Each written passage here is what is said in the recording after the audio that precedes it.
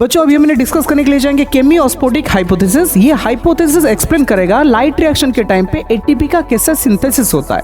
Actually ATP synthesise due to the breakdown of a concentration gradient of the proton. तो चलिए देखेंगे कि proton का कंसंट्रेशन ग्रेडियंट बना कैसे। बच्चों ये थाइलाकोइड का मेम्ब्रेन होता है, इनसाइड को लुमेन बोलते हैं, बाहर को बोलते हैं स्ट्रोमा। थाइलाकोइड का मेम्ब्रेन में बहुत सारा लाइट हार्वेस्टिंग कॉम्प्लेक्स होता है, जैसे कि फोटोसिस्टम 2 एंड फोटोसिस्टम 1।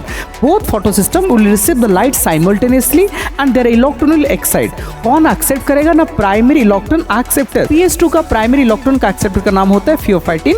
PS1 का होता है आयरन सल्फर कॉम्प्लेक्स। ये जो फियोफाइटिन जो outer side of the thylakoid membrane में था, डोनेट कर देगा इलेक्ट्रॉन को इनटू ए प्रोटॉन कैरियर, ना कि इलेक्ट्रॉन कैरियर, जिसका नाम था प्लास्टोक्विनोन।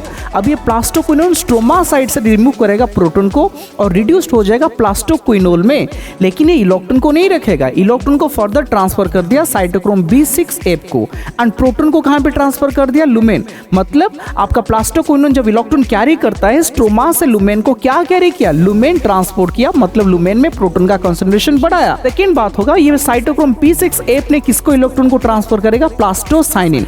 यहाँ पे थोड़ा स्टॉप कीजिए बच्चों। PS1 में जब लाइट आया था इसका इलेक्ट्रॉन एक्साइट होकर आगे मूवमेंट किया था, लेकिन अभी क्वेश्चन अरेज करेगा PS1 का इलेक्ट्रॉन को दोबारा रिप्लेस कौन करेगा ना? अभी तक जो इलेक्ट्रॉन कैरी होके आ रहा था जिस प्लास्टोसाइनिन के पास था, ये प्लास्टोसाइनिन का इलेक्ट्रॉन PS1 को रिप्लेस करेगा। तो PS1 का इलेक्ट्रॉन आगे जब मूवमेंट करता है, ये प्राइमरी इलेक्ट्रॉन एक्सेप्टर के पास जाएगा, फेरिडॉक्सिन के पास, एंड फाइनली FNR एंजाइम जिसको बोलते हैं फेरिडॉक्सिन NADP रिडॉक्टेज ने NADP को रिड्यूस करके NADPase ने बनाया और कहां से प्रोटॉन रिमूव किया? From the stroma side. मतलब ये इस एंजाइम के वजह से और इस रिडक्शन की वजह से स्ट्रोमा साइड से प्रोटॉन कंसंट्रेशन घटा। अभी थर्ड देखेंगे आपका, सर PS2 का इलेक्ट्रॉन को कौन रिप्लेस करेगा?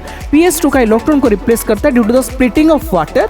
वाटर का स्प्लिटिंग होने की वजह से दो प्रोटॉन इलेक्ट्रॉन ऑक्सीजन बनेगा, लेकिन ये टुवर्ड्स लुमेन साइड के होने की वजह से प्रोटॉन कहां अक्युमुलेट हो गया? In the lumen. तो यहाँ पे स्प्लिटिंग ऑफ वाटर होने की वजह से लुमेन का भी कंसंट्रेशन ऑफ प्रोटॉन बढ़ा। तो अभी तीन रीजन आपका हो गया कंसंट्रेशन ग्रेडियंट बनने का। पहला आपका दो रीजन जो होता है आपका लुमेन में कंसंट्रेशन बढ़ाएंगे, जैसे कि splitting of water and plastoquinone, ये दोनों लुमेन में प्रोटॉन का कंसंट्रेशन बढ़ाया। थर्ड रीजन जो NADPase वाला था, ये स्ट्रोमा से कंसंट्रेशन को घटाया। तो ये कंसंट्रेशन ग्रेडियंट जो भी बना प्रोटॉन का, ये ब्रेकडाउन कौन करेगा ना? ATP सिंथेज, जो दो पार्ट से बनता है CF0 एंड CF1। CF0 एक मेम्ब्रेन में एम्बेडेड होता है, चैनल जैसा बिहेव करेगा, प्रोटॉन का फैसिलिटेटेड डिफ्यूजन करेगा, और ये प्रोटॉन का ट्रांसपोर्ट होने के टाइम पे CF1 जो होता है, जो साइड टुवर्ड्स स्ट्रोमा साइड होता है, इसका कॉन्फॉर्मेशनल चेंज होगा, जिसके वजह से ADP इनऑर्गेनिक फॉस्फेट मिलके ATP बनाएंगे। तो अभी हमने देख लिया कैसे केमियोस्पोटिक हाइपोथेसिस के वजह से ATP का फॉर्मेशन हुआ। क्लियर? Thank you.